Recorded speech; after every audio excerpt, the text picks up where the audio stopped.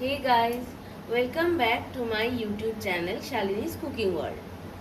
আজকে আমি আপনাদের জন্য আবারও নতুন একটা পনিরের রেসিপি নিয়ে চলে এসেছি। আজকে যেহেতু শনিবার দিনকে আমরা নিরামিষ খাই, তো সেই জন্য আমি আপনাদেরকে পনিরের একটা নিরামিষ রেসিপি তৈরি করে দেখাবো। তার জন্য দেখো আমি গ্যাসে কড়া বসিয়ে দিয়েছি, আর এর মধ্যে আমি প্রথমে দিয়ে দেবো সাদা তেল। তেল দিচ্ছি। প্রথমে আগে পনির ভাজবো।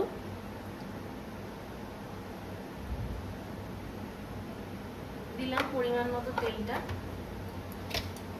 এক গাদা দেবো না, পরিমাণ মতো তেলটা দিয়ে দিয়েছি। তেলটা ফার্স্টে ভালোভাবে গরম হোক, তারপরে প্রথমে এর মধ্যে আমি পনিরটা ভেজে নেব। আজ দেখতেই পাচ্ছ তেলটা দিয়ে কিন্তু ধোয়া উঠতে আরম্ভ করেছে, মানে তেলটা কিন্তু খুব ভালোভাবেই গরম হয়ে গেছে। তো এবারে আমি গ্যাসের ফ্লেমটা এখন কমিয়ে দিলাম। কমিয়ে দিয়ে এবার এই তেলের মধ্যে প্রথমে আমি দিয়ে দেবো নুন,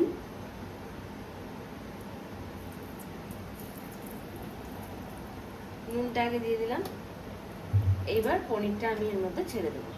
পনিরটা আমি এরকম কিউব করে কেটে রেখেছি, এই যে কিউব করে কেটে রেখে দিয়েছি। এবার এই পনিরটা আমি এর মধ্যে দিয়ে দিচ্ছি।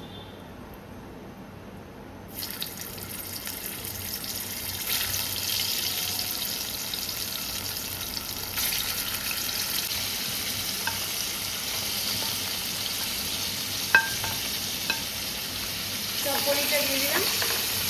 এবার ফার্স্টে এই পনিরটা ভেজে নেব লালচে করে। খুব লালচে হবে না, মোটামুটি মিডিয়াম একটু লালচে হলে আমি তুলে নেব। দেওয়ার সঙ্গে সঙ্গেই কিন্তু লাল হয়ে যাচ্ছে বেসিক্যালি, কেননা তেলটা তো ভালোই গরম করে নিয়েছিলাম। সেই জন্য দেওয়ার সঙ্গে সঙ্গে দেখো একটা পনির কিন্তু লাল হয়ে গেছে। তো সেই জন্য দেওয়ার সাথে সাথে এগুলোকে কিন্তু নাড়তে হবে, নেড়ে নেড়ে ভেজে নিতে হবে। খুব বেশি ভাজবো না, কেননা বেশি ভাজলে পনির আবার একটু এরকম শক্ত হয়ে যায়। সেই জন্য অল্প করেই একটু ভেজে নিচ্ছি।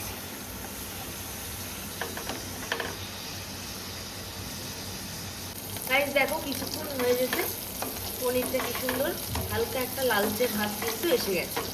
আমি একদম মিডিয়াম ফ্লেমে পনিরটা ভাজলাম, হাই ফ্লেমও না আবার খুব লোতেও না, তাতে এরকম সুন্দর একটা লালচে কালার চলে এসছে। তো ব্যাস, এটা আর ভাজার আমার দরকার নেই। আমি এবার এগুলোকে তুলে নিচ্ছি।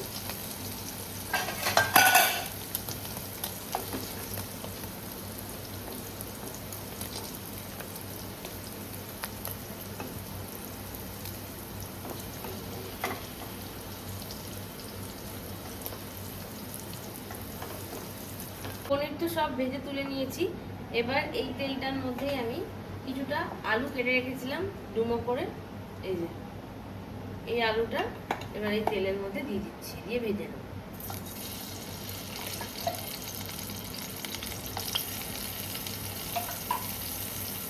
আলুটা ছেড়ে দেওয়ার পরে নুন দিয়ে দেবো, তাহলে তাড়াতাড়ি ভাজাটা হয়ে যাবে।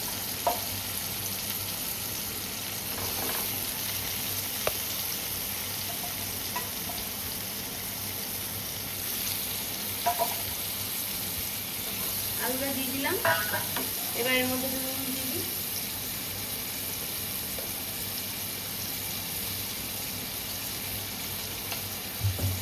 আলুটা তাড়াতাড়ি ভাজা হবে।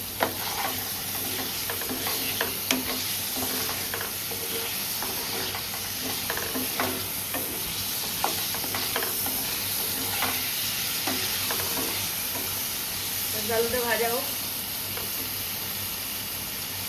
আলুটা তো ওদিকে ভাজা হচ্ছে। আলুটা ভাজা হতে হতে আমি তোমাদেরকে একটা পেস্ট তৈরি করে ওখানে দেখাচ্ছি, মানে এই রান্নাটার মধ্যে আমি পেস্টটা দেবো। তো সেই জন্য দেখো আমি এখানে একটা টমেটো যেরকম কেটে নিয়েছি, আর নিয়ে নিয়েছি দুটো কাঁচা লঙ্কা, আর এর মধ্যে আমি দিয়ে দেবো খানিকটা আদা,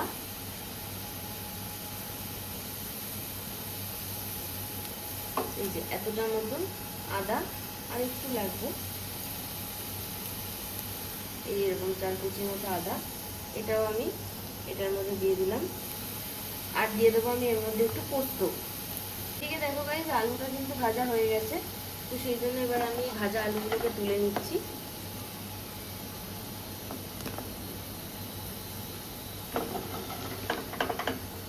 লালচে হয়েছে বেশ আলু ভাজাটা, সেই জন্য আমি আলুটা তুলে নিচ্ছি।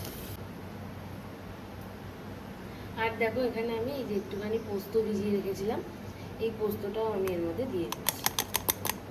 ব্যাস এবারে এই পেস্টটা আমি ভালোভাবে একটু জল দেবো অল্প করে, দিয়ে এই পেস্টটা তৈরি করে নিচ্ছি।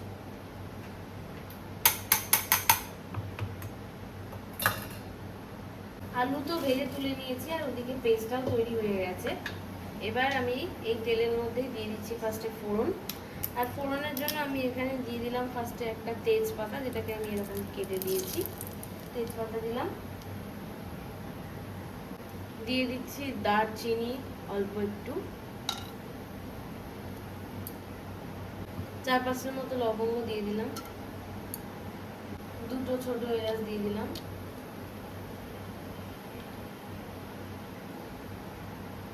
আর দিয়ে দিচ্ছি অল্প একটু গোটা জিরে, অল্প পরিমাণে, বেশি না, এই অল্প একটু গোটা জিরে।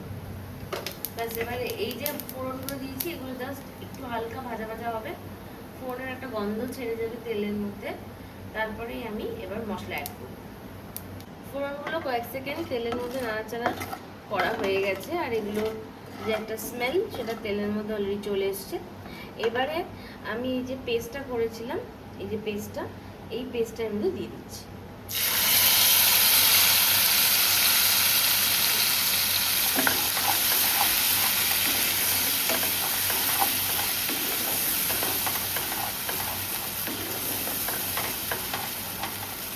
এবার ভালোভাবে পেস্টটা আগে ভাজা ভাজা করে নেবো, মানে ভালো করে নেড়ে নিতে হবে, যাতে যে একটা গন্ধ তো থাকে বা মশলার যে কাঁচা ব্যাপারটা থাকে সেটা যাতে চলে যায়। তো সেই হিসেবেই এটাকে ভালো করে পাকিয়ে নিতে হবে। এটা ভাজা হচ্ছে, এই সময় আমি এর মধ্যে দিয়ে দেবো হলুদ গুঁড়ো আর কাশ্মীরি লাল লঙ্কার গুঁড়ো। আমি দিয়ে দিচ্ছি কাশ্মীরি লাল লঙ্কার গুঁড়ো,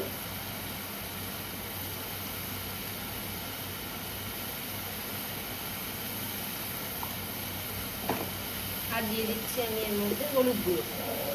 অবশ্যই এগুলো পরিমাণ অনুযায়ী, মানে আপনারা ঠিক যতটা পনির রান্না করবেন সেইটার আন্দাজ বুঝেই এই হলুদ লঙ্কা এগুলো অ্যাড করবেন।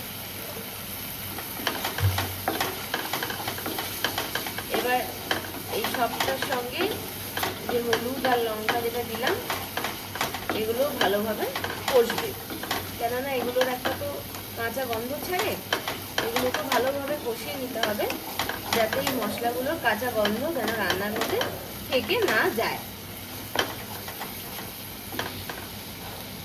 এটার মধ্যে আমি যেই বাটিটা এই যে মিক্সিতে পেস্ট করেছিলাম ওর মধ্যে একটু জল নিয়ে অ্যাড করলাম জলটা, নাহলে মশলাগুলো পুড়ে যেতে পারে। সেই জন্যই আমি অল্প করে একটু জল অ্যাড করে দিলাম, জলের সঙ্গে সঙ্গে ভালোভাবে এটা কষতে থাকবে, সেই জন্যই আমি জলটা দিয়েছি। আর একটুখানি জল দিয়ে দিই অল্প করে, ব্যাস এবার এটা ভালোভাবে কষিয়ে নিচ্ছি। যখন এটা থেকে তেল ছেড়ে আসবে তখন বুঝবো যে এটা হয়ে গেছে। এটা হোক। আচ্ছা, এই সময় আমি এর মধ্যে দিয়ে দিচ্ছি একটু ধনে গুঁড়ো আর জিরে গুঁড়ো দিয়ে দিলাম। ধনে গুঁড়ো জিরে গুঁড়ো দুটোই অ্যাড করছি।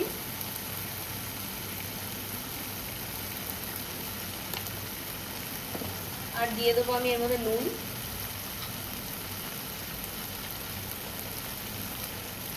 দিলাম। আবারও একটু জল অ্যাড করবো যাতে এগুলো ভালো করে কষে যায়।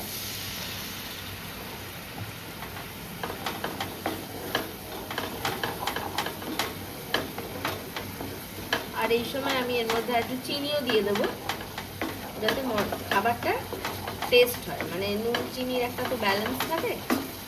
আর যেহেতু আমি টমেটো অ্যাড করেছি সেই জন্য টক ভাব তো একটু আসবেই, তো চিনি দিতে হবে, একটু চিনি দিয়ে দেবো। চিনি দিয়ে দিচ্ছি।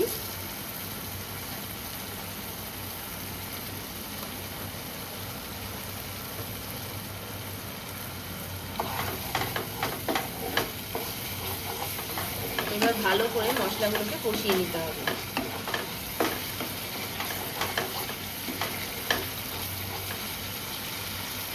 আর একটু জল লাগবে।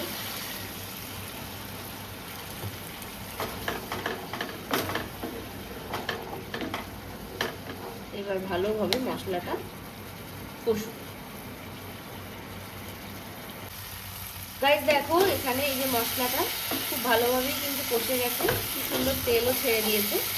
তো এবারে আমি যে আলুটা ভেজে রেখেছিলাম সেই ভাজা আলুটা এখানে অ্যাড করে দিচ্ছি, দিয়ে দিলাম সবটা। এবার এই মশলার সাথে আলুটাকে ভালো করে কষিয়ে নেব।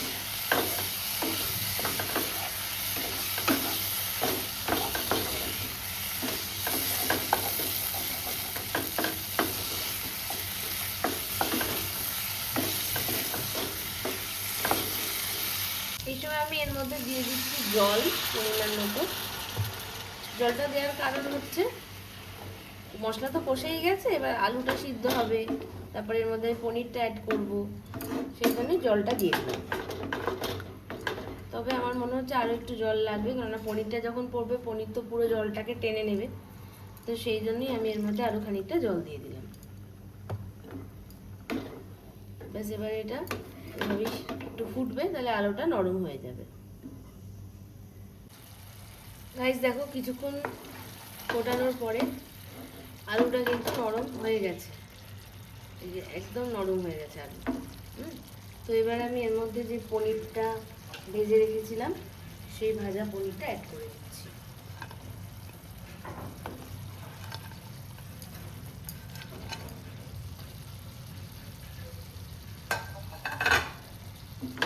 মিশিয়ে দিচ্ছি, তবে এটাতে কিন্তু একটু জল অ্যাড করতে হবে। হ্যাঁ, জল না দিলে এটা হবে না, কারণ অনেকটাই শুকিয়ে গেছে আর আমি একটু গ্রেভি রাখতে চাইছি, তো সেই জন্যই আমি এর মধ্যে একটুখানি জল দিয়ে দেবো। তোমরা অবশ্যই তোমাদের মতন করে করবে, কেননা তোমরা যদি মনে করো যে না বেশি ঝোল করবো না, সেক্ষেত্রে আর জল দেওয়ার দরকার নেই, এরমই নামিয়ে নিতে পারো। আর যদি মনে হয় যে না একটু ঝোল করবো, সেক্ষেত্রে জল দেবে। তো আমার এখানে মনে হচ্ছে যে একটু জলের প্রয়োজন আছে, তো সেই জন্য আমি এর মধ্যে একটু জল অ্যাড করে দিচ্ছি। দিয়ে দিচ্ছি জল একটু, এই এতটা মতোই দিলাম। এবার এটা একটু ফুটবে, তবে ফোটার আগে আমি এর মধ্যে দু একটা জিনিস অ্যাড করব, যেমন এর মধ্যে আমি একটু দিয়ে দেবো গরম মশলা গুঁড়ো, আর দিয়ে দেবো একটুখানি ঘি। দিয়ে দিই সেটা, গরম মশলা গুঁড়ো একটু ছড়িয়ে দিচ্ছি,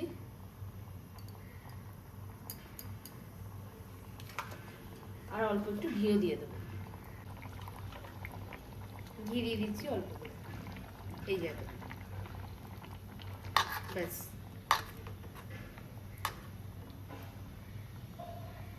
দিলাম,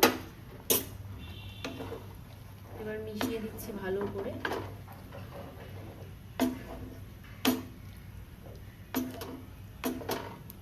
টেস্টটা মানে নুনটা ঠিকঠাক আছে কিনা সেটা দেখবো, বাট এটা আগে একটুখানি ফুটুক, তারপর চাপা দিয়ে দিলাম। ফুটুক এটা এবার 5 মিনিটের জন্য। কিছুক্ষণ হয়ে গেছে, এবার আমি ঢাকনাটা খুলে দিচ্ছি। রান্না কিন্তু রেডি। এবার এটাকে আমি নামিয়ে নিচ্ছি, নামিয়ে গরম গরম সার্ভ করে তোমাদেরকে দেখাচ্ছি। সার্ভ করে নিয়েছি আমি এই পনির আলু দিয়ে এই রেসিপিটা। কেমন লাগলো তোমাদের রেসিপিটা আমাকে অবশ্যই তোমরা কমেন্ট করে জানিও, আর তার সঙ্গে নতুন অন্য কোনো রেসিপি যদি তোমরা দেখতে চাও সেটাও আমায় জানিও, আমি চেষ্টা করবো তোমাদের সেটা বানিয়ে দেখার। আমার এভাবেই তোমরা পাশে থেকো, কমেন্ট করো, লাইক করো, শেয়ার করো ভিডিওটা, আর আমার চ্যানেলটাকে সাবস্ক্রাইবও করো। ওকে, চলো টাটা, বাই।